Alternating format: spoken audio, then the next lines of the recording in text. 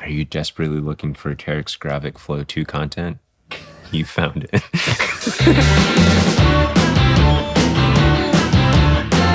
So when I think about Adidas, I used to think about Run-DMC and that full tracksuit. Now I think about Kanye and Yeezys and the Ultraboost.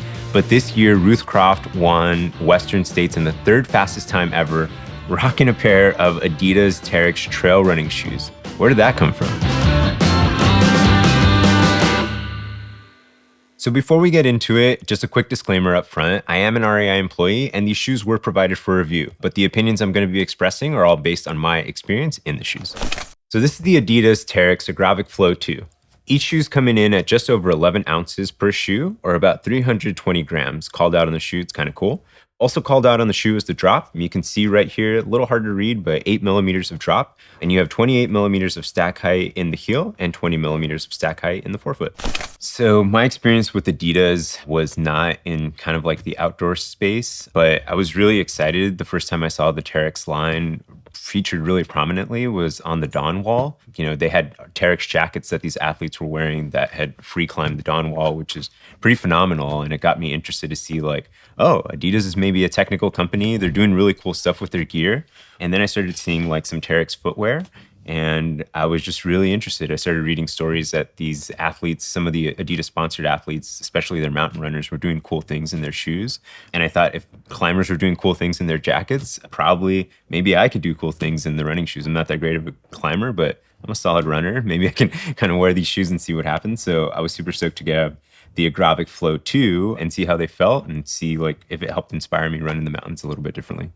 So if we start to get into the shoe from top to bottom, the upper has actually got a lot going on for it. The first thing I noticed is that it's got a pretty stiff heel counter in it. That is something I noticed as soon as I put my hand in the shoe, which is something I do pretty often. And as soon as I put my foot in the shoe, I also noticed a little bit of that rigidity as well. The cool thing about that, you know, with structure, sometimes it can feel like, is this going to be something that gets in the way of something? But it's got a lot of cushioning to it. So you know, sometimes you have cushion in the heel for sure, but it's just so wobbly that it doesn't really help you. So it's kind of nice that a lot of this cushion is kind of buttered up against a lot of that structure. So you know it's going to be durable. You know that it's going to kind of keep its shape.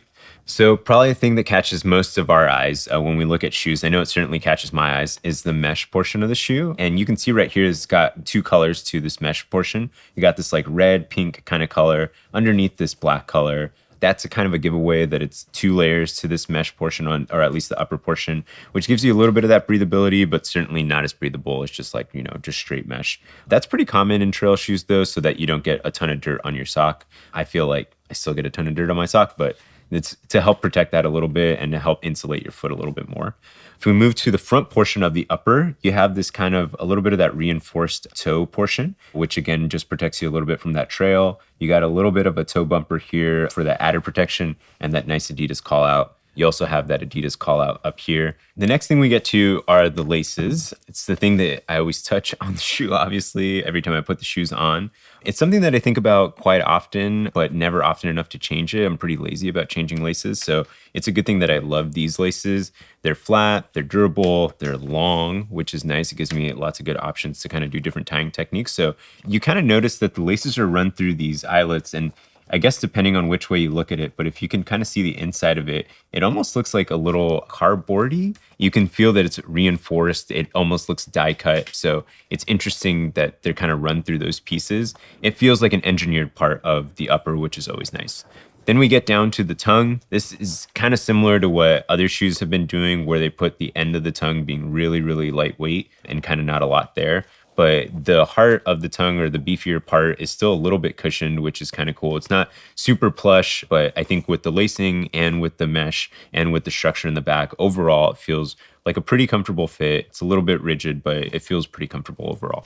So getting into the midsole of the shoe, you'll see that it's called out in the back here, Light Strike. Light Strike is a technology that Adidas uses in a couple of their different models. So there's a version of Light Strike in the Boston. It's a slightly different version that's like Light Strike Pro with a couple other compounds there. But you do have Light Strike kind of foam running through here, and you can kind of feel that it's a little bit cushy when you run your hand through it. If you turn the shoe onto this side, you'll actually see a call out on this side of the midsole. It says Pro Moderator. And you'll notice that it kind of feels a little bit different. This is like a stability and kind of structure feature that kind of starts at the midsole to kind of keep you connected to the ground and actually transitions to a foil that's kind of sandwiched between the midsole and the outsole, which is kind of like a rock plate. So it's going to give you that abrasion resistance. It's going to give you that stability. It's going to give you a little bit of that structure. If you move down to the outsole, you'll notice that call out Continental rubber. Continental is exclusive partner for Adidas, so you'll see that in a lot of their shoes, even in some of their road shoes. If you hadn't noticed before, makes it just that you can trust the rubber really, that it's really sticky. You'll also notice that the lugs on this shoe are kind of average in depth. They're not anything like, whoa, that's a lot. They're just kind of like, well, I think that's going to get the job done. And you can see that some of them are kind of facing this way going forward and some of them are reversed, which gives you a little bit of that stability, especially when you're braking on the downhill. You know, I was really excited to try on the Agravic Flows. I really dig that name. I think I'm saying it wrong half the time, but I dig the idea of flow state of running. I think that's really cool. I was surprised when I grabbed the shoe to notice that it was a little bit heavier than I thought it was going to be, at least in my hands. Because when I think of like flow state of running, I think of maybe just like me being lighter. So I was like, okay, how is this shoe going to help me do that? And then I was like, oh, there's some structure, there's some rigidity. And it felt a little bit like a dress shoe, which is kind of a strange thing for me. I guess I should say it's a new thing for me. It's not something that I think about when I put on a trail running shoe where I'm like, oh yeah, this feels kind of stiff and this feels like it'll hold its shape. Like, all right, let's go outside. It a little bit felt like a uniform shoe that I used to wear.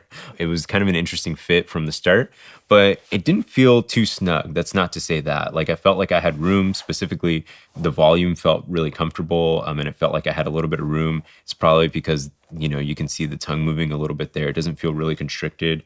And probably because it's not a knit upper, it didn't feel like it was hugging me in any way. I felt like I had the length that I needed. It certainly felt like kind of true to size. Even with all the structure in there, sometimes I can feel like things are a little bit more confined. So the fit felt good. It just felt a little bit different. And I think I just started to immediately feel the structure of that pro moderator stability and certainly the rigidity of the outsole and the heel cup structure. And so the first kind of run I did with it, it was on some of the local trails around here that, it was kind of techie, but not super techie. It was pretty mellow, but I got to a section of trail that was really angled and it was raining that day. And I was like, oh, this is awesome. It's a great way to test out these shoes and see what kind of grip this really inspires. And so for me, every time I put on a new pair of trail running shoes and the conditions aren't dry, then I tend to be careful. And that's a lot up here. So the first few steps was a little bit like, okay. And then I just started to notice that every step I took, I just immediately connected. And if I landed on a wet rock that was kind of off balance, it just stuck. And it's kind of interesting because the shoe doesn't have a lot of flexibility. So normally I think I do, at least in my mind, I look really cool doing it. But like I do like this step and then I'm like, okay, maybe I can move my foot a different way because I need to catch my balance.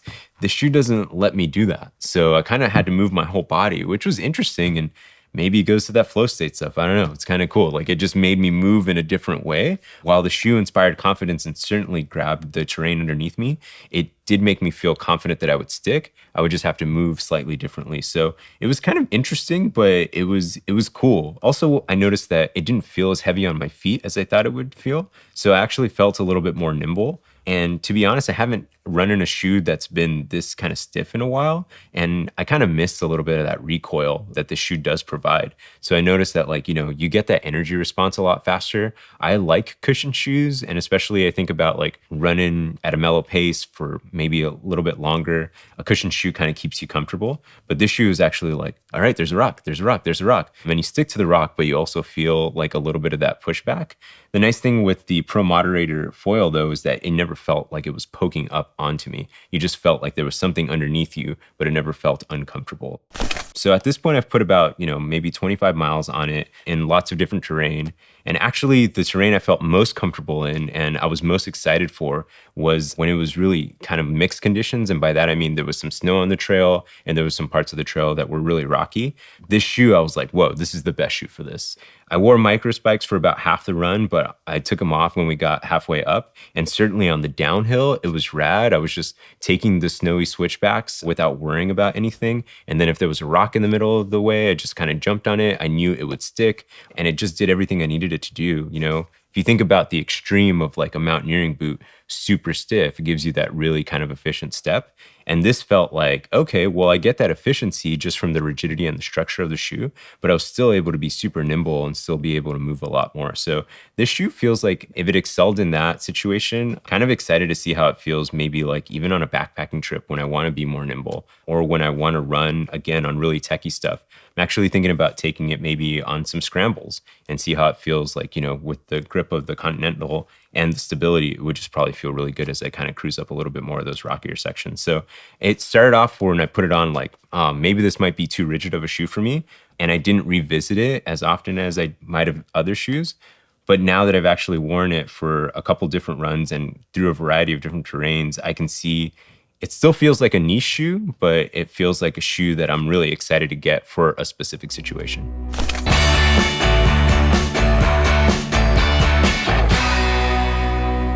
So my two big takeaways from the shoe after the runs that I put in it over, this very terrain is number one is that the shoe is really rigid. That comes from a lot of different things in the shoe, but I think overall it just feels like a really rigid ride. I mean, the heel cup and the heel counter is really kind of structured. Some heel counters have actually like reinforced plastics on the outside and they feel really stiff. This one's a little deceiving because like it's structured, but it's still got a lot of that kind of cushion around it. But when you put it on, it comes up a little bit higher and it certainly doesn't give as much. So that I think is the first piece. And then again, I think it comes from this pro moderator kind of section there where it kind of keeps you connected to the ground. It runs that full length foil and it just kind of gives you that really stable ride. So for me, I enjoyed that rigidity on a very specific type of run, on runs that were techier, on runs where the terrain was really mixed. It was just nice to know that anywhere I stepped, the shoe wasn't going to do anything. It was just boom, there it is. The shoe's going to stay the same way. So that's kind of nice. But for most of my runs, I actually kind of like a little bit of that movement and I like a little bit of that flexibility. So when I think about rigidity, I just think through and through rigid. I think it could be a good thing for some folks. For me, again, it's a good thing in a very specific situation.